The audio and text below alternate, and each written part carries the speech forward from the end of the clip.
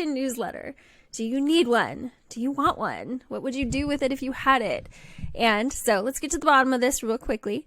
I've heard someone say, well, I don't really want to do a newsletter on email. So isn't this a great substitute for it? So let's start there.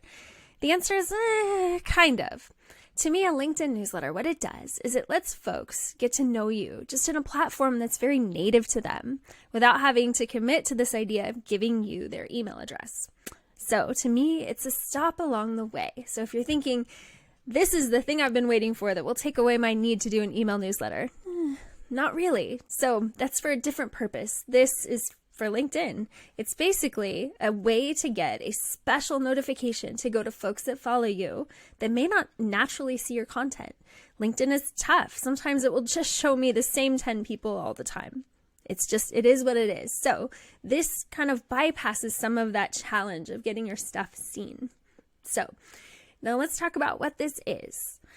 This is a place for you to talk about something that you uniquely can speak to. So I always say something. Make it a spicy meatball. If you ever hold a webinar, if you do an event, say something. Don't just waste people's time, in essence. Talking in generalizations, talking in high-level theoretical language. Make it memorable. Make it an impact. Make it something unique that you can only really do well. So let's say, for example, you're a leader working in homelessness. Let's say you have an idea or you have a model that you've built where you pull in workforce. Talk about what you're learning in that cross-sectional piece, right? It's like, do something, say something. If you're thinking about, well, I don't really know what to share, think about what you could talk to an audience about that actually enlightens them on a intervention. Think about if you work, for example, in innovation. What's something that you've seen that you could tell a story about? You don't need to get specific, but what trips people up in innovation? If it's an internal company innovation, how often do they fail? How often do things not go right? And what could you talk about that would make things go better for someone who is thinking about what to do next around that kind of thing? I like to think of it this way. How can you make someone's journey shorter? How can you think about the people that are just a year or two, a few years, 5 years behind you, that you could actually save them some life and time and resource just by knowing this piece of information? So think of you a few years before.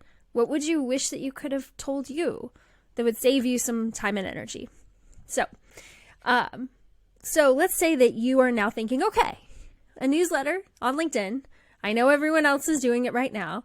Maybe I'm going to do it anyway. So let's talk about that thing about, like, is everyone else already doing this? Is there room for your LinkedIn newsletter? Yes. You get these notifications. It feels like everyone else is doing it, but in actuality, it is probably amongst like 2% of your actual network that is taking advantage of this tool. It's a tiny percentage. It just feels like there's a lot. But the way that our brain works, you are seeing what you're looking for. So if you're thinking to yourself, well, there's already so many, I don't want to add to mine anymore, you're looking for all the reasons to prove yourself right. So if you have to quantify it, it's a tiny percentage. So now I would say if you're thinking, well, how do I know? I think I just probably am okay with starting, but how do I know this is the right thing to continue? I would say set yourself at a number, say 10. If we think about podcasts, most podcasts have fewer than, I think the number is like 8 episodes, and then people stop. So think about what is your minimum number that you're actually going to try here before you decide it is or isn't working for you. I would say 10. Try 10 LinkedIn newsletters. So I would offer this. Like for me, I sit down every Saturday morning and I write. And I've thought about it during the week and I know kind of sort of what I'm going to write about, but I just need to think about the week, and I need to think about the week in the world of the people around me too. What happened in the world this week? It helps dictate some of my length of, of the newsletter itself. Using empathy is a really great guide for writing in general. if we don't think about, well, how late did the person stay up on a Friday night who is my ideal reader? Well, sometimes that will help dictate what kind of topic I'm going to write about. Someone will ask, I'll get the question very often of, well, what time should I send out my social media content? Send it out at the time that you feel like people that you want to talk to are actually going to read it. For some folks, it's like 2 a.m. That's the only time that music group or, like that audience might actually want to sit down and consume some social media. Yes, we have tools to help us figure this out, but just think about it. So, that's how I arrive at things like length, and it's how I arrive at the idea that brevity is so important. I like to say we have moments and not minutes. Moments of attention. You know how many notifications I could probably get just in the time I'm recording this video? Like 4, 5. It's so easy to get distracted and to click away and miss the main point of what you're saying. So aim for brevity. And to know if you're eligible to actually have a LinkedIn newsletter post, but you're going to click write an article. So I'm going to click that. And then I land here in my article area. So I already have this newsletter here. But if it says right up here at the top, hey, want to make a newsletter? Then you know you're eligible to make a newsletter.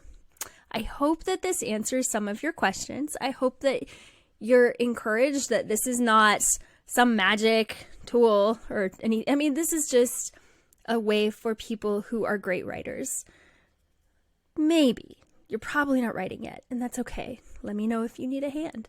But you're probably a great writer when you sit down and you force yourself to do it. Please do it.